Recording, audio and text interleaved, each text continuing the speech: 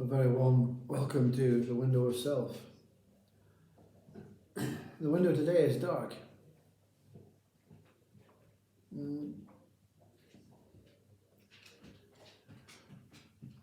But there's no one that recognizes this darkness. What recognizes darkness? It has to be the same one that recognizes light. So who created this dark and light? Not what we perceive. These words. I mean, how dare our ego oppose that what is natural? This is the suffering of humanity. This is the suffering of the mind,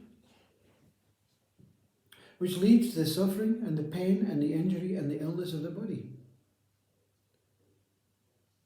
It's not rocket science being born. You don't need intelligence to eat, urinate, and fall in love and have sex. You don't need that. The body is quite capable of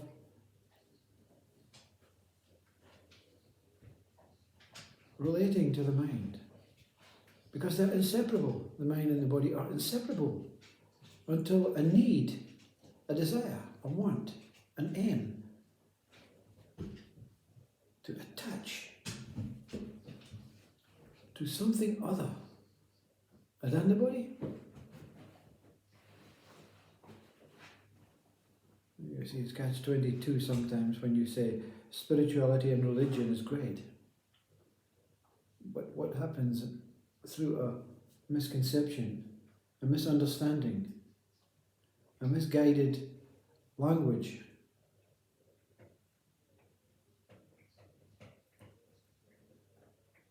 is that you think spirituality and religion is outside of this body. None of this window in and out, left and right, up and down exists until we name it. Even science proves the lazy mind wrong.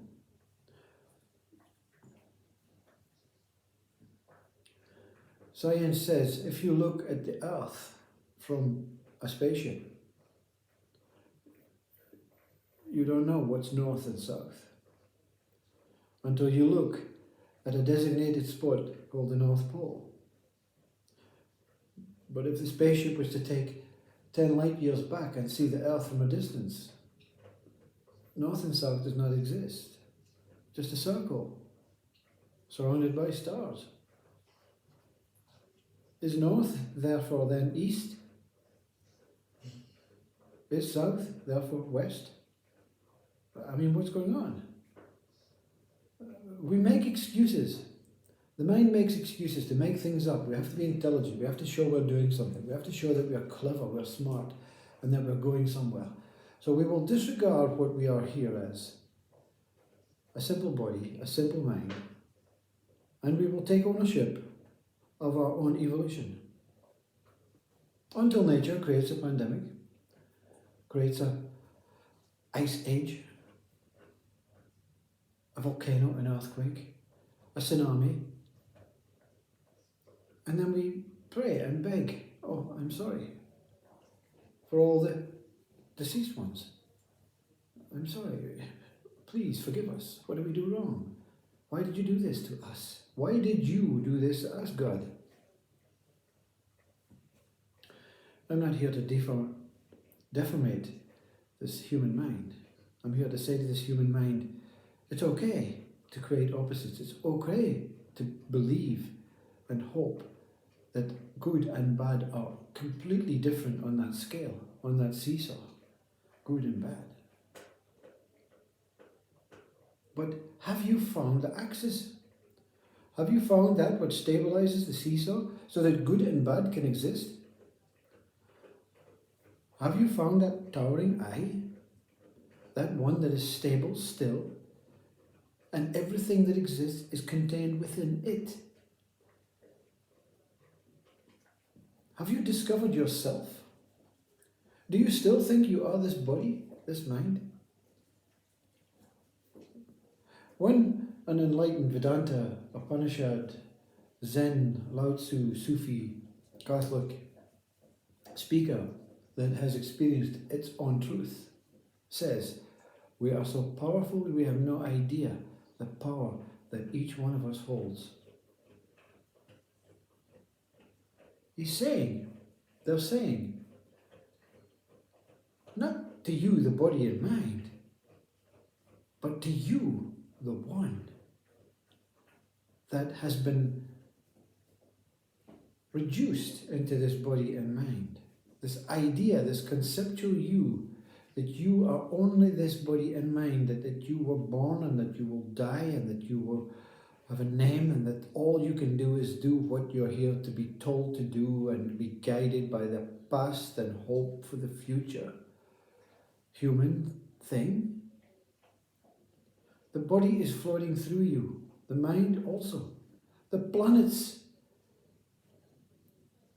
But you continue to grab on to the idea that planets can float through your body. No, your body is another planet.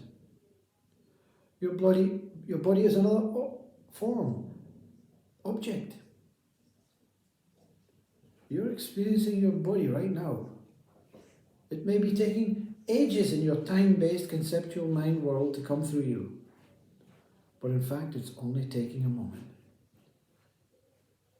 It may appear that the planets, Saturn, Neptune, all these stars and black holes may never come through you. But they're also only taking a moment. In this moment that exists, in its solitude, in its timelessness, in its stability, in its stable movingness that is described as complete beyond emptiness, complete beyond. So that when all opposing states go, there only is the axis, and when the axis remains, the axis sees itself with no arms, with no need to prove and justify that it has to work or live or get married or do these kind of jobs. They get chopped off. When the ego is chopped off, the arms, the legs, the opposing sides get chopped off, and there's only one thing in this center, and that is the axis, and it's Buddha. Balance. There's no more effort, or no more non-effort in trying to control the good and the bad, because they're gone. And the ego mind that hates this kind of description will not compute. Oh no, you have to be one or the other. You have to be good or bad. Even politicians try and tell you to be centered. Even they are trying to be centered. And then the central party comes in. And the two opposing parties get miffed. Oh my God, that's what we've been trying to do for centuries, and one little party comes in. So we'll have to destroy them, not because they're wrong, because they're interfering with something that is far more bigger than the centered party believe. We are a race that believe that we are insignificant, because the body and mind is virtually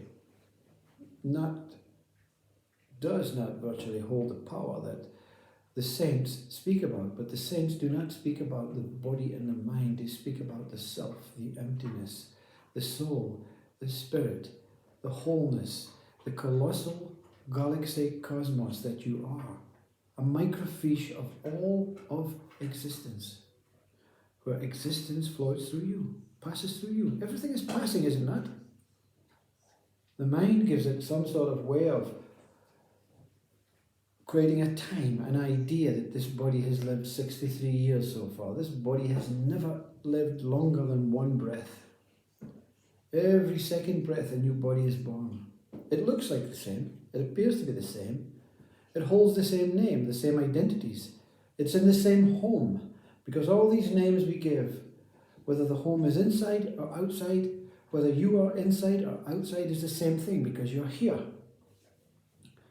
This is the most simplest thing that most ego, lazy minds, in their most intelligent, general knowledge cannot compute. There is not an in nor an out. There is not an up nor a down, a left nor a right. There is not a good or a bad. There is not pain nor pleasure as differing opposing values or states. These are all created, these are all ideas, these are all concepts, these are all built around an emotional body sensory system that has been pulled away from its natural job of just being the body alone.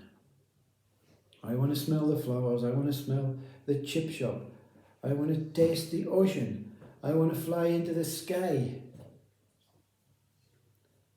These are secondary, meaningless projects that you can spend your whole life out in the world trying to find something great about me. But me has been changed into the word God. We believe God is not me. But we're not saying the body and mind alone, this me, this I, is God. We're saying every me. Look under the stone and you will find me, said Christ. Meaning, not you will find me, this man with the sandals and the beard, you will find God. Look under the table, you'll find me. Look under the bed covers, you'll find me. But our minds, our ideas are all based around this personage, this person Christ, this person God, this person me. There is a bigger me. There's a bigger picture. There's a bigger life. And it's present here now. But you don't want that. You're going to settle for the scraps. The window of self cannot be seen through, meaning a fake, exposed, cannot be seen through until you see through that what you have been told since you were born into this body. Since your mind, your ego mind was born and given a name, given an intention, given a meaning, given a purpose, given a method, given a sexual preference, male, female. Nowadays we see worlds being diminished to try and create oneness. It's ridiculous, but at least they're trying to create oneness. It won't work that way. You have to create it in one moment. You have to remove I, me. This personal me, this personal I, reveals the pure I, the axis that holds good and bad in place with an opportunity to be good and bad. But you don't have to be good and bad. You can be beyond that. You can be the I, the axis, the truth, the stable one, with an emotional sensory body that moves. I mean moves. I mean really moves. I mean truly moves. Beyond the idea of love, beyond the idea of trust and faith and acceptance in our ego mind that says you have to earn these things, you have to do these things, you have to find these things, you have to be good before you get these things. And if you're bad, you won't get these things. This sensory still I is much more essential, essence, than the person I, the person me. Listen to Christ's words. Remove the stone, lift the stone, and you will find me. We have been fooled into thinking it's Christ, it's his soul, it's his spirit. No, it's God. It's the Father. It's Source. Me is the genuine God. But which me are you? Are you me, the person, the man? Or are you me? I am. Namaste.